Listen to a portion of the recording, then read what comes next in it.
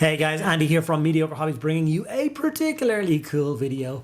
I'm going to be adding a Stormblade Baneblade to my Krieg army in today's video. The Stormblade is my favorite variant of Baneblade. It's the one with the gigantic plasma cannon.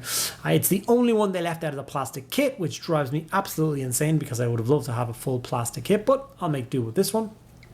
And it is not only a regular Stormblade that I'm doing here, I've got a few other bits and pieces that are going to spruce this thing up and make it epic. These are all official parts, no weird 3D prints or anything like that. These are official Forgeworld parts that they brought out to basically turn a Stormblade into a Krieg Stormblade, which is pretty cool. The kit is super rare, so I'm super pleased to be able to finally be able to put these parts onto a Stormblade, get it painted up and add it to my collection. So I think it should be a pretty interesting video. Before I get into it, a huge thank you to all of my active patrons. You guys are the true unsung heroes of this channel. And by unsung, I mean I sing about you in every single video, so not really unsung. But anyway, if you are interested in getting involved with that, there is links to my Patreon below. You get access to a private Discord server. We do kind of events on that on a kind of monthly basis. And you also get access to an extra video every single week. So that's 52 extra videos a year just for you guys. I think that's a pretty good reason to join. Okay, without further ado, let's get cracking on this Stormblade. Okay, so this is a fully standardized Stormblade from Forgeworld, fully built. Obviously some of the components are still removable, the cannon, the sponsons, some parts at the top, the commander. And this leaves us with this bare hull of a tank. This is, like I said in the beginning, my absolute favorite variant of Baneblade. I have always wanted one, and now I feel very privileged to have a very special one that I get to share the process with you guys on how I built and painted it. So one of the most important features about Death Korps of Krieg is the fact that, they wear their gas masks. All of their tanks are fitted with air filters and air purification systems because the world of Krieg is just such a toxic environment. So here's an example of the previous one was them just built. Here's an example of one just painted. And then most of them actually have these extended Lehman Russ hulls with like trench rails and stuff, which much more intricate filtration systems all built in, which basically makes them stand out from any other Imperial Guard regiment, and it's one of my favorite features about them. And that's where this kit comes in, the Death Korps Accurian Upgrade Kit. This is an extremely rare, super heavy tank conversion kit for Death Korps of Krieg, designed specifically for a Stormblade. Now, until I got my grubby mitts on this upgrade kit, I didn't even know it existed. And even when you go and try and research it now, it's extremely difficult to find any information about it. I can't see any listings for any for sale on eBay. Even in the previously sold ones, there's no mention of it. So I have no idea of the value or rarity of this thing. And I guess the idea that I can't find any information on it makes it seem as rare as it can be. So basically there's a couple of different components. So this top part of the tank gets removed, and then this huge up armored section slots directly in on top. The horrible vents of this old Forgeworld kit, which are all wonky, and I hate these vents. These two things here. So I get to very handsomely throw them in the bin because they were so badly kind of molded. It's an old kit. And then you get this big, beautiful filtration system which clamps straight up on top of that. And then there's three other pieces, upgrade parts, and I wasn't 100% sure as to where these pieces go at this exact time. I actually had to go and do some research and look up some pictures of tanks that actually had these upgrades on, which, like I said, was hard to find, but I did manage to find some and figure out where they go. So like I said, I cleaned up all the parts properly, and then I started to glue them down. The fuel system part was the first bit of the air filter system, which clamps down directly over the engine bay. And it fits so well. I honestly wonder how many of these kits are still in existence that haven't actually been used. How many are still sitting in baggies, or how many were actually sold? How many people doing Death Korps of Krieg army decided they needed a Stormblade? I really do wonder. I wonder what it was worth. But I'm much happier assembling this whole thing and getting a proper Death Korps of Krieg Stormblade into my force. So here's the other part. I cleaned up all the struts and all the extra bits. There was some really horrible slippage with the molds of this particular piece, so I had to fix all those up. At this stage in my hobby career, you think I would have a Dremel, but I still to this day do not have one. So I got that into the right position. and held it firm until it stuck. And then some of the interesting parts, the 3 other small parts that I couldn't figure out at a first glance where they go. Like this piece had these 2 struts here, which is obviously where they connect to the tank, and maybe it's up to you where you stick them on. And then it turns out it wasn't. There is these 2 connection points already designed on the hull, which any other person who ever bought a Stormblade has absolutely no idea why they're there. They are for this upgrade kit. They literally line up perfectly with these struts, and that's exactly where they get glued on. That's funny. I wonder how many people have built Stormblades, painted those exact bits and pieces, and never once crossed their mind that they're actually there for a reason. Same with this fuel system, or the air intake part here. There's a little kind of a plaque bit on the back, and that's designed for that to be bolted onto. And then of course the hose goes into the hull perfectly. Silly little thing. And then an extra little feature put on the right hand side. I really didn't want to put this one here because I wanted the blank panel for some transfers, but I was going to use every single bit of this upgrade kit to get my grubby mitts on, so that's what I did. Okay, so here is it with all of the pieces glued on. The cannon, of course, isn't glued on. The pilot isn't glued in yet, so we'll be removing those parts for the painting process. I am going to tell you very honestly, I did not get a chance to paint the commander of this guy. I painted this tank in a single day, and unfortunately I ran out of time and couldn't get him done, but I will get him done over the course of the next week and glued into the tank. So after it was all built, all I did was simply give it a solid coat of Chaos Black. I do remember cleaning the resin parts of my Stormblade when I built it, but it still seemed to have been leaking some residue. So as you can see in the top part, the resin, there's that mottled black effect, which is a pain in the backside to deal with the resin. And that unfortunately meant that it was kind of a couple of coats of each stage before I could to build up and cover up that mistake. But it's okay, by the time I got to the end of it, it was cleaned up and you wouldn't even know that there was any hassle. Let's hope it doesn't continue to leak and ruin that paint job over time. So after the black spray, I went in with a darker grey, and I basically covered up all of the armor panels, leaving kind of the recesses and the cracks a bit darker. After that, I went in with the Fang and did my first coat of blue across the hull. Now I do the standard kind of Krieg artillery company colors, the blue scheme. That's my favorite one. I think it's the most traditional one, and it's the one I stick with. And I have hundreds of miniatures and dozens of tanks now painted in that scheme, and I love it to bits. When I get through this next batch of tanks, this one included, I think there's 4 other tanks to get painted and a few other artillery pieces. Once I get through those, I'm actually going to do a round 2 showcase of my Krieg army. I think it's grown enough now that I think people want to see it as a completed collection on a tabletop, and I'm very excited to show that with you. So when I go in with the blue there, I'm like once again concentrating on the panels, trying not to get in between the lines, because that's what this stage is for. This is where I fill my airbrush with Seraphim Sepia, and I'm literally painting in between all the panels, all the recesses, all the bits where there's going to be some dark shadows. This is a very quick, easy and effective way of shading down your tank. Now I've done this scheme on the channel a couple of times with a few other tanks. I did it with my little artillery tank, I don't know, a week or 2 ago. And for anyone who is new here, this is a kind of a challenge I've set myself. I have 5 Forgeworld Krieg tanks I got my grubby mitts on last Christmas. And I don't want to have them unpainted by the time next Christmas rolls around. So I've just started. I got them built pretty much in January and then never touched any of them.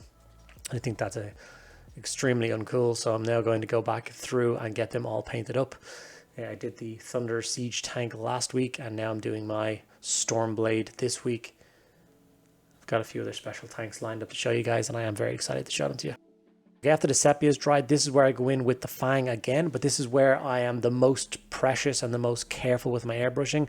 As you can see, I'm taking my time using good trigger control and good accuracy with the airbrush just to hit kind of the center panels with the blue. I think I've gotten kind of fairly decent at this skill with my airbrush. I've done it so many times, and you can see the kind of depth of color that we're starting to get with the blue armor, and that's exactly what I try and achieve when I'm doing my tanks. I've got a couple different techniques to do with my tanks, whether I use the Artis Opus dry brush, the stipple on technique for my Creed, or for my Cadian, sorry, or whether I use the airbrush for my Krieg. I'm always trying to get a lot of depth in the paint. I feel like if you just airbrush on or paint on a flat color and then edge highlight it, the tanks or vehicles start to look like toys, like something you would buy in a toy shop. as opposed to, you know, a miniature or a representation of a war machine in war, like that kind of thing. So with this part of the airbrush out of the way, I just wanted to reiterate that I do wear a face mask, and my room is quite well ventilated when I do this kind of thing. People are always commenting saying that I shouldn't be doing it here or doing it that way. I do take all the necessary precautions, but I do appreciate your concern for me. But I do try my best to take care of my lungs and my health. Now it's time for transfers, because I'm going to start weathering down the tank now. And before you should weather any tank, you should, of course, then add all the transfers, because the transfers are going to get weathered and beaten as well. I love transfers. I cannot say enough how much I love transfers, and you can see clearly by the amount that I've stuck onto this tank how much I love transfers, especially on tanks. As many little icons and symbols as I can fit all over the place. I think it really sets a tone.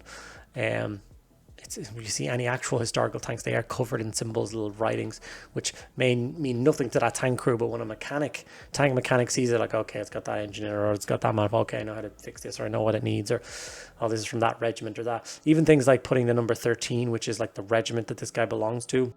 It's on both sides of the tank, but I also fitted it to the top of the tank, because I'd imagine, you know, recon planes would be out in the battlefield checking down, trying to figure the positioning of different regiments, and that's why they would see the numbers. Okay, 13, that regiment is over there, that kind of thing.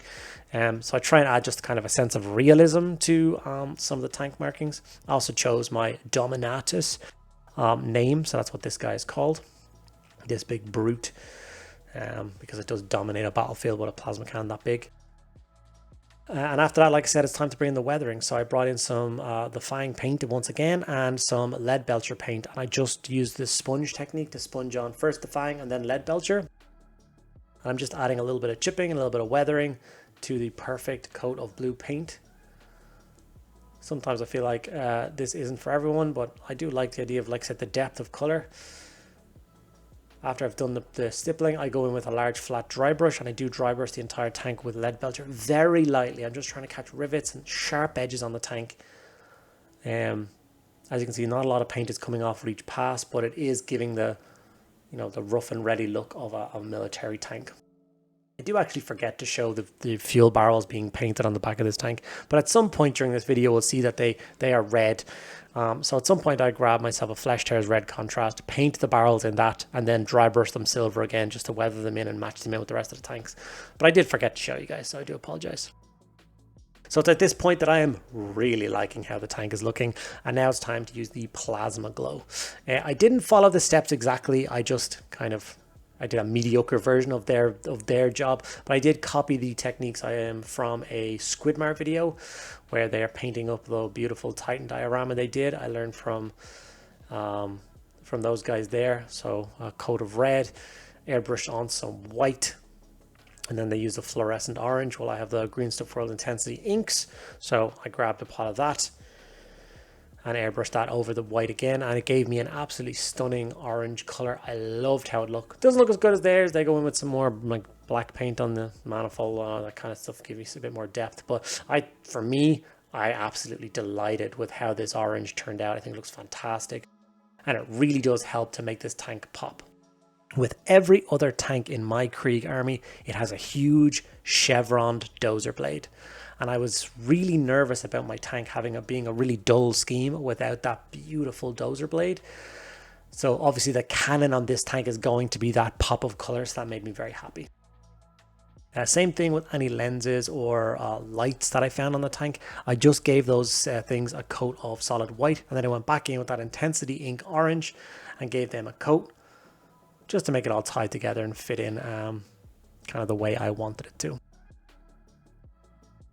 Like I said, this is the rarest Baneblade variant because it's the only one that isn't plastic. There are plastic components in it actually, but it's not something that you see on a tabletop very often.